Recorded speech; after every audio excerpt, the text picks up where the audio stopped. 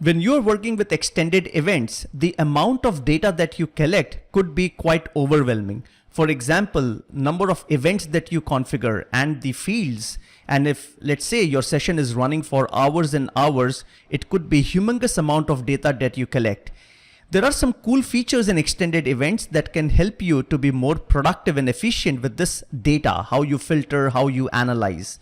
This video is about that. The idea is just to show you some of these cool techniques. Let's jump into the demo. I have already configured an event, rather a session here called query stats. Let me go to the properties here and show you which all events I am capturing. Let's jump to the events page here.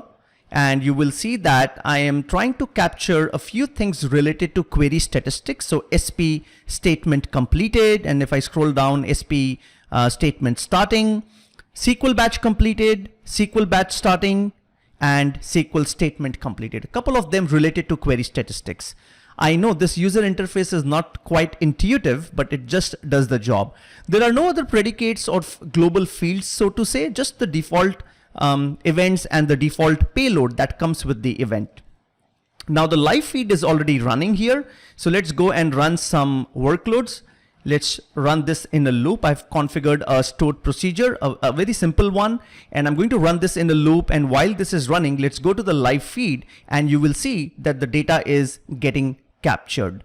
Now this is a demo, so I'm trying to keep it very simple. The number of events that you are going to see here is just going to be less than 1,000 just to play around with. But in real world, this could really be thousands of events and, as you know, dozens of fields, and that's what really the techniques are all about. So let's go and stop the workload at this point and jump back to the live feed.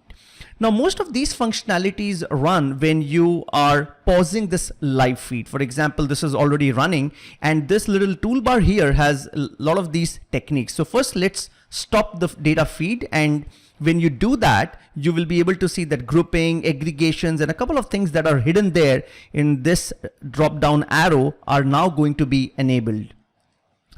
Now, first things first, when you select a specific event here, you can see that only timestamp shows when this event occurred, but there are a lot of default payloads that are available in the detailed section of the event here. So you can see here that, for example, SQL statement completed has a couple of events here, important ones that might be of interest to you. For example, CPU time, duration, and then of course you want to know which object it is, object names and type, and of course the statement. Couple of these fields are important. Now, if you want to play around with these fields, you may want to show them up on the live feed window. So what you can do is, let's say, right click duration and show column in table. Likewise, you can show a couple of other columns as well. And this is really the fun part. Now, when you get these columns in the live window here, you can now filter on them, you can aggregate, you can group by on them, couple of those things. But before I do that, there's a nice improvement in probably which version of SQL Server, I don't know. But if I close this live feed, let's say, and remember, we are showing duration and CPU time here. Now, let me just close this and right click on query stats and watch live data again. One thing you will notice that duration and CPU time are still available, which means SQL Server Management Studio is remembering the settings that I had last worked with. This is good, but our data, the live feed is gone. No worries, let's go and run this for a few more seconds and we will get the data. Now, this particular feature that I talked about, where the settings are automatically saved and when you open up is really quite productive, because you may want to really configure the live window the way you want and you don't want to lose those settings. Another cool thing here is, if you want your team members to be using the same settings, which is the filter and the columns that you're showing up, there's a little feature here again in this drop down, display settings. If you see, and again another drop down there, open recent and save as. Let me just zoom in a bit here, and you can see that you can actually save these settings and pass on the file, the saved file, to your team members, and they will also get the same settings. So it's just like teamwork there. Great. Now let me just stop this workload and go back to the live data. Now, when you have all these events and the columns and their fields, let's stop this feed for the moment because you want to play around with other things. Now, one of the first things that you want to do is when you have so much of data in this live feed here and you want to analyze it, filtering becomes quite imminent. And you want to filter. Now, this is about query stats. So of course, you want to filter on duration. You want to filter on CPU time. So let's go and jump to the first one, first functionality there, filters. Now, the first thing that I like about filter is set time filter. Typically in production environment, when you're running these extended events, they run for hours and hours. And just to let you know, the default extended events session, which is system_health, which runs by default, is as soon as you install SQL Server and you start it off, this session is continuously running. So imagine this has like days and days of data, and of course it gets purged and there is rollover configuration, etc. But then when you are analyzing this data, and if you want to filter on specific time periods based on spikes or when there was slowness and you want to find out what was going wrong, then this set time filter becomes quite important. So when you check this on, and now it has the beginning and the end, and then you can use the sliders to move around or directly configure this using these date and time values. So this will only give you that window of data to work with. Very powerful. But what is also important here is the next section, which is additional filters. The additional filters will allow you to filter on the fields, the event fields and the global fields that you had configured for capture. And again, I'm going to take the example of, let's say, duration. So I want to find out all the statements, all the SQL, T-SQL batches or stored procedure complete, all those events where duration, for example, was greater than a certain value. Let me show this to you real live with a demo. So for example, when we were running this was just kind of taking a simple execution. Probably, let's say when you run this report, it will take about 2 seconds or 3 seconds at max. Now, what I'm going to do is I'm going to run, I'm going to stress SQL Server with, let's say, a few users, about 6-7 users. And while this is running, I'm going to run this report. And let's go back to the live data and let's run this and now capture. So now this is running, and of course this is going to capture the events. Yes, is it running? Yes. So the events are getting captured, and now let's go and try to run just a single execution of this report. Okay, and now this is going to take a bit of more time. So I'm just trying to simulate capturing some data where, let's say, the execution, the total duration was much more than the expected time frame. And this is going to take, let's say now this has gone over 15 seconds. So let's go and close the remaining windows. And now the moment you do that, this is going to complete quickly. So this has taken about 21 seconds now. And just to show this to you again, because the other workloads are complete and I run this off again, this is going to just take about 2-3 seconds, and there you go. Now let's go back to the live feed again, and let's stop the data feed. And now let's filter. So what I want to do here is filter on these entire set of events, let's say where the duration was, for example, greater than certain value. So remember, in duration field, for whatever reason, the value is in microsecond. Now, when we typically do troubleshooting and performance tuning with SQL Server, even let's say statistics time, they show you the time factor in milliseconds, but here it is in microseconds. So I want to say something, give me all these statements where the duration was greater than not 10,000, but I need to add 3 more zeros, which will give me 10 seconds. So this is 10. Then you have the 3 zeros for milliseconds and then another 3 for microseconds. And this becomes my total, oops, my mouse there, total duration thing. Okay, so let's go and apply this.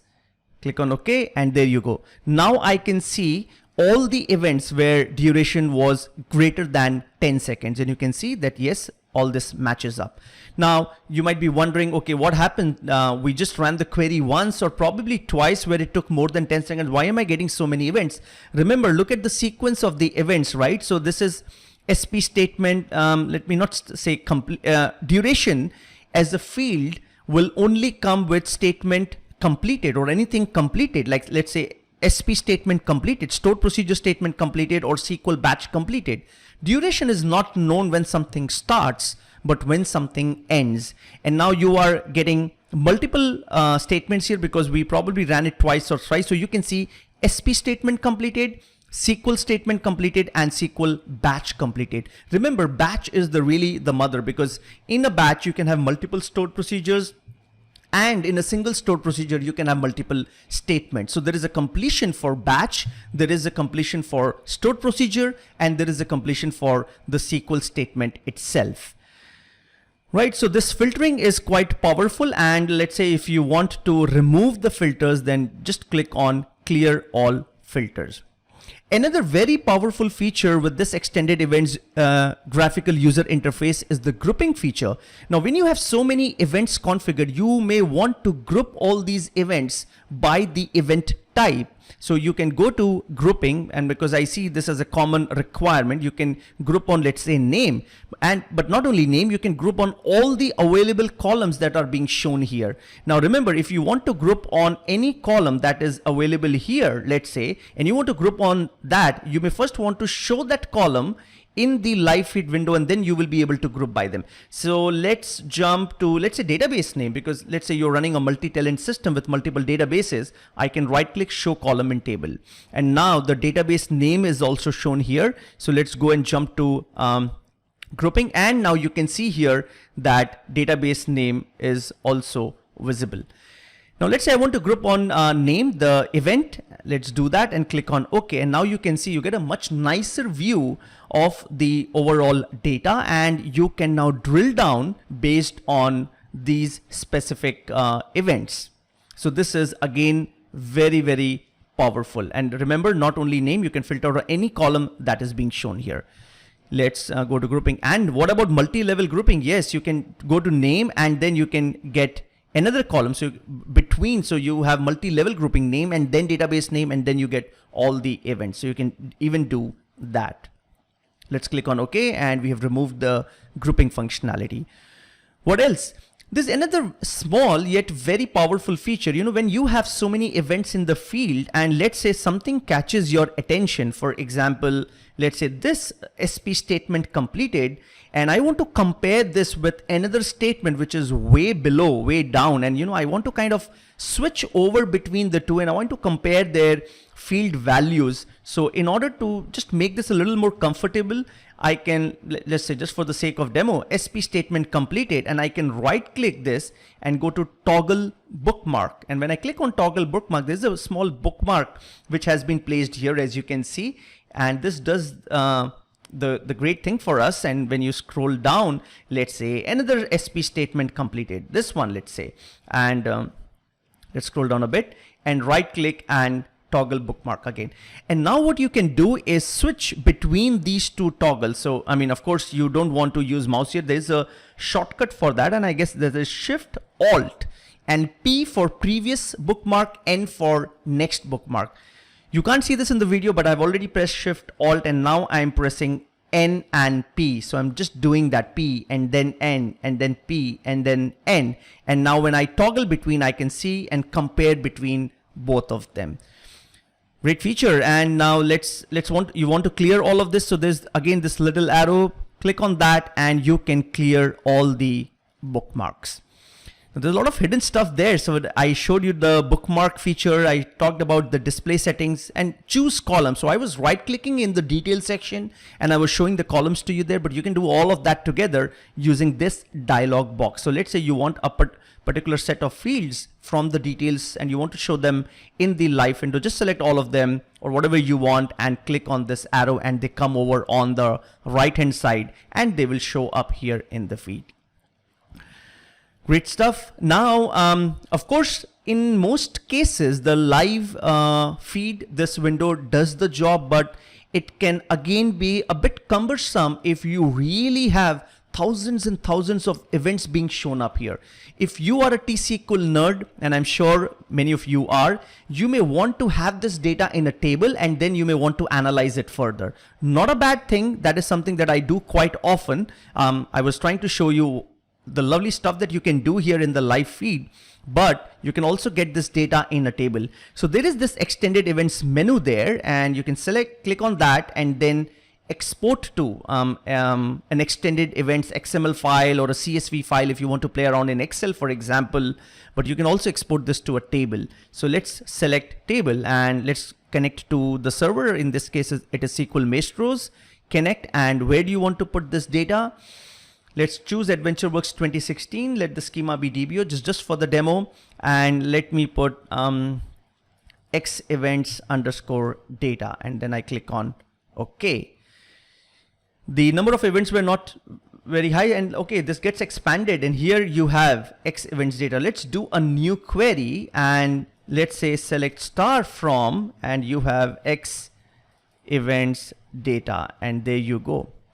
And you get, oh, invalid object name. What did I do wrong? Okay, that is X events underscore data. Sorry about that. And you get all the data here. And you can do all the stuff that you always do with T-SQL, which is filter. So where, let's say duration, and we did that, right? Greater than, let's say 10, and then you run 5. And you get all the records where the duration was, let's say, greater than 10 seconds. And you get the statements and everything. So this is very powerful. In fact, this is something that I used to do quite often, because remember, when it comes to extended events, it was introduced in SQL Server 2008. At that point in time, there was no GUI. So this live window that I'm showing you, this live feed, wasn't available until SQL Server 2012. So we were doing everything with code. So this, one of the things that we did was, this data, we kind of got this in XML, and then you were kind of importing this data from XML into table, and then you were playing around with that. So this particular thing kind of just reminded me that. But now with GUI, you can do all of that very, very easily. Just open up the data and kind of export it into a table. Well, with this, let me just quickly see if I have missed something. Well, there could be a few more things, but that's all what the time permits at this point in time. I hope this video was worth your time. There are many more such videos available on SQLmaestros.com. So visit this website, a lot of learning resources, including free videos, video courses, hands-on labs, practice makes you perfect. There are learning kits, and of course, a lot of learning content available. Well, with this, thank you very much for your time in this video. See you soon in another video. Goodbye.